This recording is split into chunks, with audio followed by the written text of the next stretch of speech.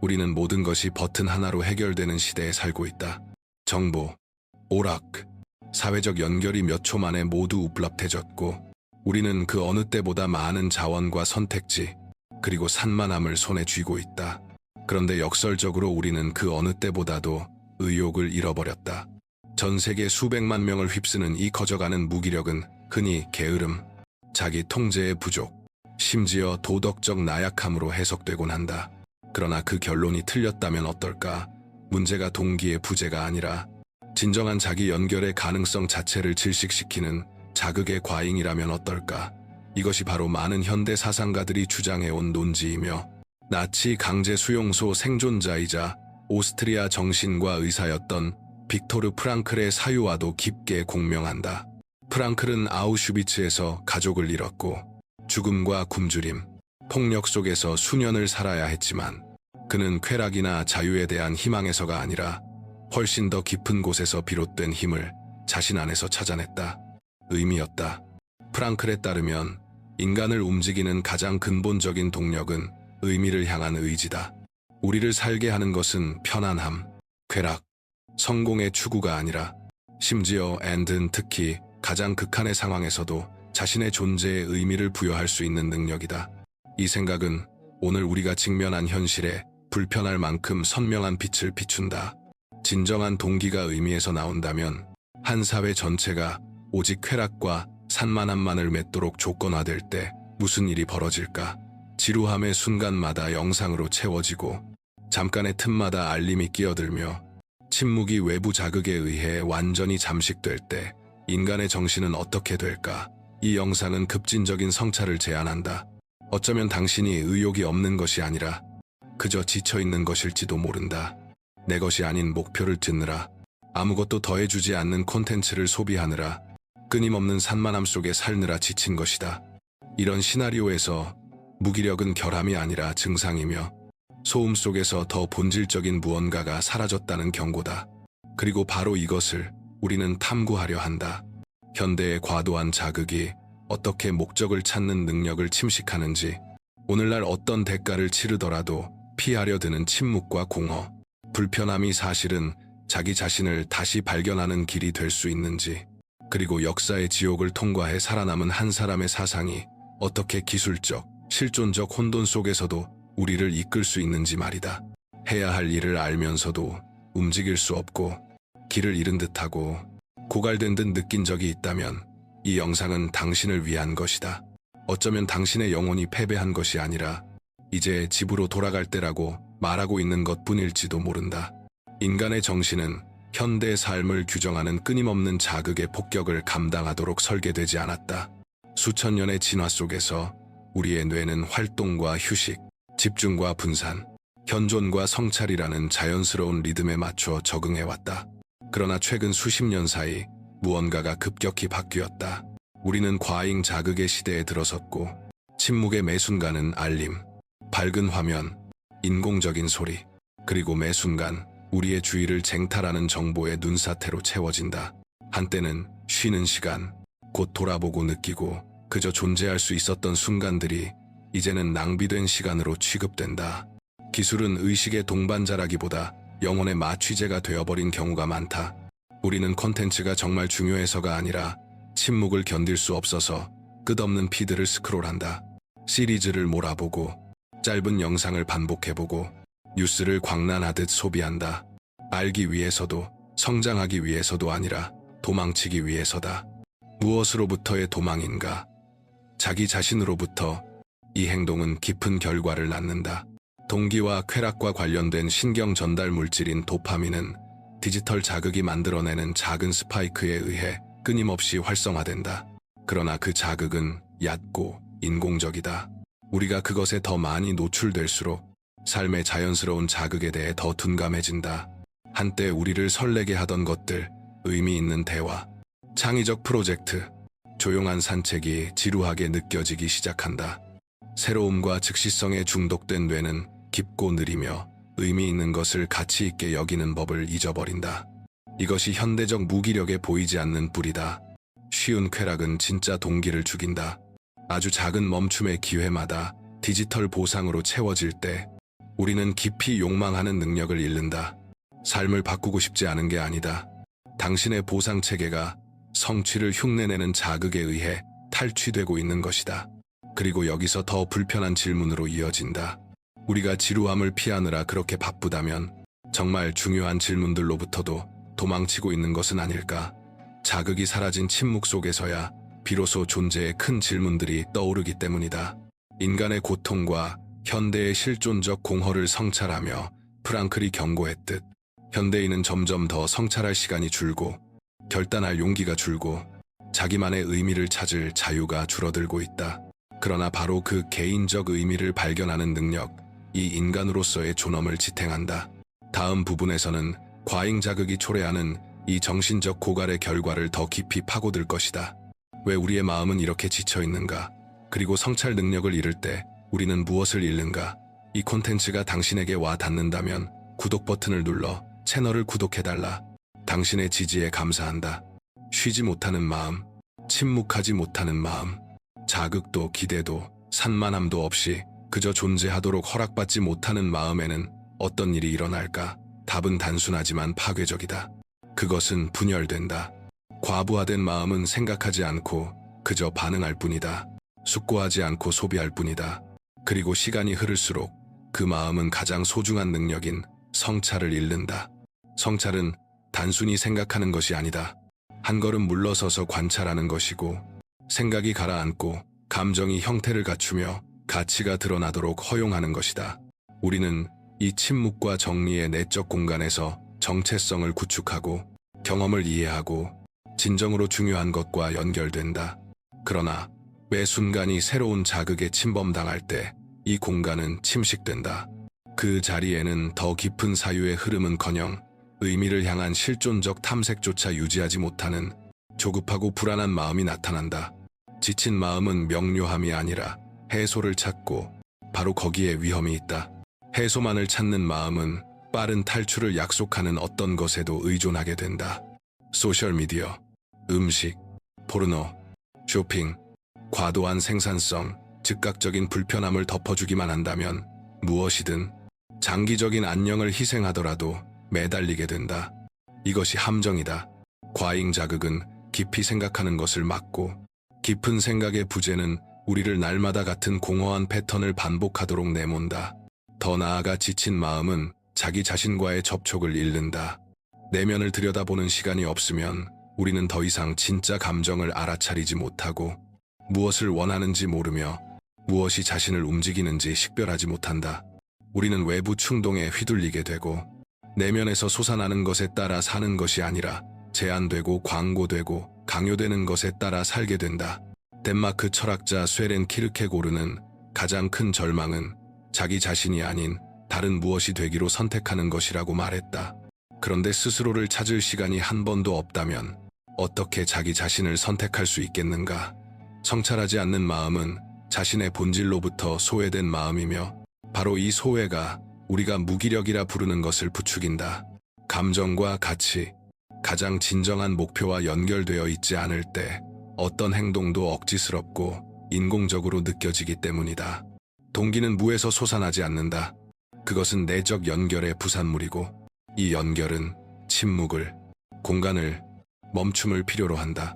프랑클이 말했듯 자극과 반응 사이에는 공간이 있고 그 공간에 우리가 반응을 선택할 힘이 있으며 그 반응 속에 우리의 성장과 자유가 있다. 그러나 그 공간이 파괴되면 어떻게 될까? 자극과 반응 사이에 더 이상 간격이 없고 선택이 아니라 자동 반응만 남아버리면 다음 부분에서 우리는 이 결과를 더 깊이 탐구할 것이다. 이 과잉 자극의 시대의 무기력이 개인의 실패 신호가 아니라 의미를 갈망하는 영혼의 억눌린 외침이라는 사실을 막힌 느낌이에요. 아무것도 못하겠어요. 안에서 뭔가가 저를 빨아들이는 것 같아요. 이런 말들은 단순한 푸념이 아니라 진단이다. 모든 것이 생산성과 성과, 고도의 성취를 중심으로 돌아가는 세계에서 의욕이 없다는 것은 개인의 실패로 취급된다. 마치 그 사람이 망가진 것처럼 그 안에 무언가가 결핍된 것처럼 말이다. 그러나 진실이 그 반대라면 어떨까? 이 무감각이 사실은 병든 시스템의 증상, 피상성에 질식당한 영혼의 징후라면 어떨까? 이 맥락에서 무기력은 약함이 아니라 항이다. 그것은 더 이상 비어있는 목표, 강요된 표적, 행복을 약속하는 자극을 쫓을 수 없게 된 정신이 내는 눌린 울음이다. 행복처럼 보이지만 결국 공허함만 남기는 것. 그것은 내면을 들여다보지 않은 채 너무 오래 바깥을 향해 살아온 사람에게 찾아오는 조용한 붕괴다. 행동하고 싶지 않은 게 아니라 목적 없이 연기하듯 살아가는데 지친 것이다. 힘이 없는 게 아니라 나를 대변하지 않는 삶에 맞추려 애쓰느라 이미 에너지를 다 써버린 것이다. 의욕 저하라는 증상은 고통스러운 진실을 드러낸다. 의미가 없는 곳에 억지로 움직임을 만들려 하고 가짜 연료로 불꽃을 다시 붙이려 한다는 것. 그리고 영혼은 그것을 안다. 얕은 것, 진실이 없는 것, 그저 역할을 수행하는 것임을 느끼는 순간 마비가 찾아온다. 우리가 무능해서가 아니라 우리를 진짜로 움직이게 하는 것과 연결이 끊어졌기 때문이다. 척박한 흙에 심겨 24시간 인공빛을 받는 식물을 떠올려 보라. 자라긴 할지 몰라도 약하고 창백하며 자연스러운 리듬과 단절될 것이다. 끊임없는 자극과 쉼없는 요구 속에서 스스로의 존재에 뿌리내릴 시간을 갖지 못한 인간의 마음도 똑같다. 이런 경우 의욕 저하는 멈춰야 한다는 몸의 메시지이며 집으로 돌아가야 한다는 영혼의 신호다. 프랭클은 이미 이것을 외과의처럼 정확하게 경고했다. 사람이 삶에서 깊은 의미를 찾지 못하면 쾌락으로 자신을 분산시키지만 분산은 충만이 아니다. 그리고 공허는 늘 되돌아온다. 그때 우리는 문제가 움직임의 부족이 아니라 방향의 부재였음을 깨닫는다. 우리에게 필요한 것은 더 많은 생산성이 아니라 다시 연결되는 것이다. 여기서 우리는 강제 수용소의 지옥을 살아남아 많은 이들이 있는 한 가지를 가르쳐준 빅터 프랭클의 깊은 사유로 들어간다. 진짜 동기는 편안함에서가 아니라 목적에서 나온다. 다음 부분에서는 그의 철학의 핵심으로 들어가 의미를 찾는 일이 왜 현대의 실존적 공허에 대한 유일한 진정한 해독제인지 이해하게 될 것이다. 지금 들리는 말이 당신에게 울림이 있다면 내가 만든 전자책에서도 실제로 도움이 될 가치를 찾을 수 있다. 그림자 너머는 융의 핵심 사상을 정리했고 무의식과의 대화는 그것을 삶에 적용하는 30일의 경로를 제시한다. 둘 다 고정 댓글에 링크가 있다. 인류 역사상 가장 어두운 시기 중 하나에서 빅터 프랭클은 아우슈비츠의 공포를 견뎌냈다. 그는 인간성의 최악을 목격했고 사람들이 가족과 존엄, 정체성을 잃는 모습을 보았으며 몸이 숫자로 바뀌고 삶이 단순한 생존으로 축소되는 현실을 보았다. 그런데도 그는 놀라운 사실을 발견했다. 어떤 이들은 삶의 불씨를 지켜냈는데 그 이유는 신체적으로 더 강해서도 운이 좋아서도 아니었다. 그들에게는 왜가 남아있었다. 프랭클은 무엇인가 또는 누군가를 위해 살아갈 명확한 이유, 자기 자신을 넘어서는 목적을 가진 사람들이 심리적 붕괴에 더 잘 저항한다는 것을 깨달았다. 그는 이를 의미의 의지라고 불렀고 이 생각을 자신의 심리치료적 접근인 로고테라피의 중심에 두었다. 프랭클에게 인간은 프로이트가 말한 것처럼 쾌락축으로 혹은 아들러가 제안한 것처럼 권력축으로 근본적으로 동기화되는 존재가 아니다. 인간의 가장 깊은 동력은 자신의 존재에서 의미를 찾는 것이다. 그 의미가 결여되면 실존적 공허가 생겨난다. 오늘날 우리가 분산, 유해한 생산성, 끊임없는 자극으로 위장하는 바로 그 공허다. 프랭클 작업의 가장 인상적인 부분은 의미가 고통 속에서도 극단적 고난 속에서도 발견될 수 있다는 통찰이다. 거기에도 존엄이, 선택이, 초월이 들어설 자리가 있다. 그는 삶은 결코 의미를 멈추지 않는다. 피할 수 없는 고통 앞에서도 라고 말했다. 이는 우리가 잘 지내야 생산할 수 있다. 동기가 있어야 행동할 수 있다고 믿는 현대의 논리를 완전히 뒤집는다. 프랭클은 이를 되돌린다. 종종 의미를 갖고 행동할 때 우리는 다시 힘을 찾는다. 목적은 사치가 아니라 기본적인 심리적 필요다. 이 이해는 모든 것을 바꾼다. 동기가 의미에 달려 있다면 동기의 부재는 나약함의 증거가 아니라 진짜로 중요한 것과의 단절을 뜻한다. 그리고 이 단절은 우리가 공허한 목표 지위, 사회적 인정, 숫자, 외양을 위해 살 때 더 심해진다. 프랭클은 다른 질문을 던지라고 초대한다. 나는 무엇을 위해 살고 있는가? 에너지를 어떻게 더 낼까가 아니라 왜 침대에서 일어날 가치가 있는가? 어떻게 더 생산적일까가 아니라 무엇이 나를 진짜로 움직이는가를 묻는 것이다. 그의 말로 사람은 왜만 있다면 어떻게도 견딜 수 있다. 그리고 그 왜는 거창할 필요가 없다. 아이일 수도, 개인적 사명일 수도, 이상일 수도, 혹은 단순한 과제일 수도 있다. 다만 진정성 있게 살아낼 때 의미가 된다.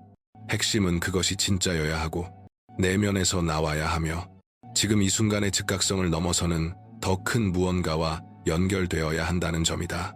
그렇다면 소음, 분산, 압력에 점령된 삶에서 이 의미를 어떻게 다시 찾을 것인가? 그 재연결이 일어나도록 어떻게 공간을 만들 것인가? 다음 부분에서는 바로 그것을 탐구할 것이다. 목적과 현존이 더 많은 삶으로 들어가는 관문으로서 침묵, 멈춤, 불편함의 힘을, 자극의 부재가 거의 위협으로 여겨지는 사회에서 침묵을 말하는 것은 이단처럼 들린다. 침묵은 우리를 마주 세운다. 우리가 회피해 온 것, 가장 혼란스러운 생각, 가장 억눌린 고통, 가장 불편한 질문을 듣게 만든다. 그런데도 바로 그 seemingly 적대적인 영역에 진짜로 중요한 것과 다시 연결되는 열쇠가 있다. 현대인은 공허를 두려워하도록 길들여졌다. 기다림을 견디지 못하고 혼자 있는 것을 견디지 못하며 그저 존재하기가 무엇인지 모른다. 그러나 이 공백, 자극으로 채워지지 않은 공간은 실수가 아니라 초대다. 멈추고 관찰하고 재정렬하라는 초대. 소음이 멎을 때 비로소 의식의 목소리를 들을 수 있고 과잉이 녹아내릴 때 비로소 본질이 떠오른다. 프랭클은 삶이 우리 각자에게 응답을 요구한다고 말했다. 하지만 응답하려면 먼저 들어야 한다. 그리고 이 포화된 세계에서 듣기는 잊힌 기술이 되었다. 우리는 정보, 의견, 외부의 기대가 흐르는 끊임없는 급류에 익숙해진 나머지 자기 내면의 부름에 귀가 멀었다. 그 부름은 크지도 화려하지도 않다. 생각과 생각 사이의 틈에서 속삭이는 미세한 신호다. 그리고 그것은 침묵의 공간을 만들 때만 포착된다.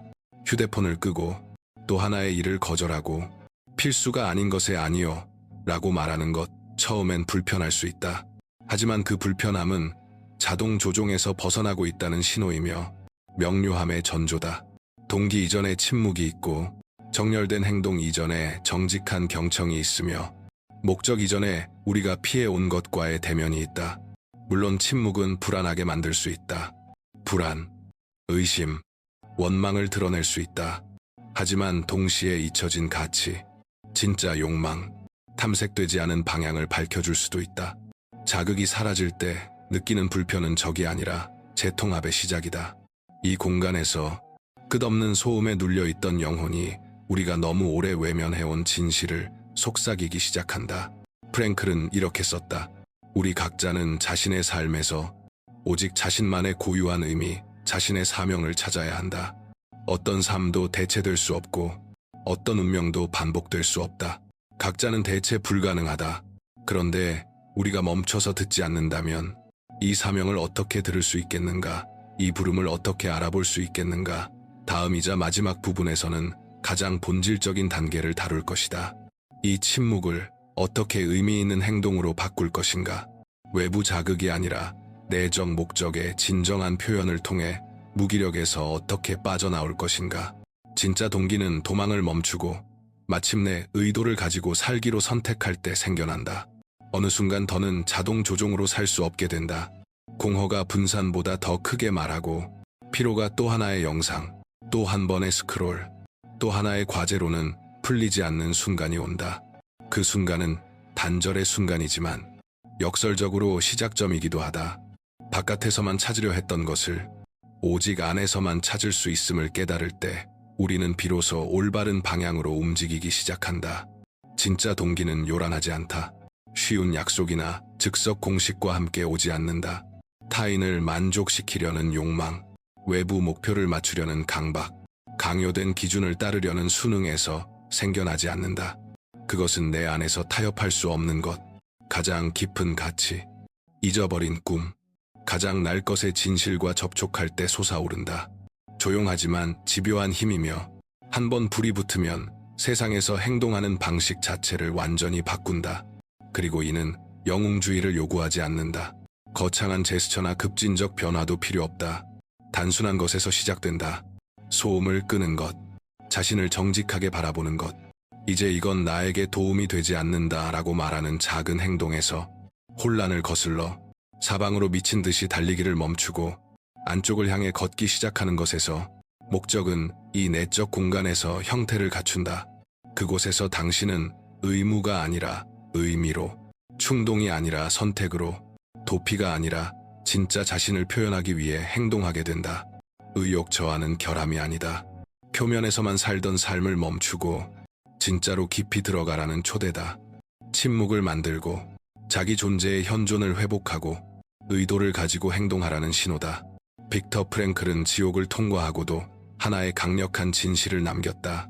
인간에게서 모든 것을 빼앗을 수 있어도 단 한 가지는 빼앗을 수 없다. 어떤 주어진 상황에서도 자신의 태도를 선택할 수 있는 인간의 마지막 자유, 자신의 길을 선택할 자유다. 당신에게도 지금 그 자유가 있다. 그리고 그 자유로 피상성의 순환을 끊고 새로운 서사를 시작할 수 있다. 자극에 끌려다니는 삶이 아니라 목적에 이끌리는 삶을. 이 메시지가 당신에게 닿았다면 오늘부터 무엇을 내려놓겠는지 댓글로 말해달라. 어떤 소음을 잠재워야 당신 자신의 목소리를 들을 수 있을까? 그리고 이 말이 이해되었다면 계속 보라. 다음 영상도 중요하다. 어쩌면 지금 당신이 들어야 할 바로 그것일지도 모른다. 목적 있는 삶으로 가는 길은 여기서 끝나지 않는다. 이제 막 시작일 뿐이다.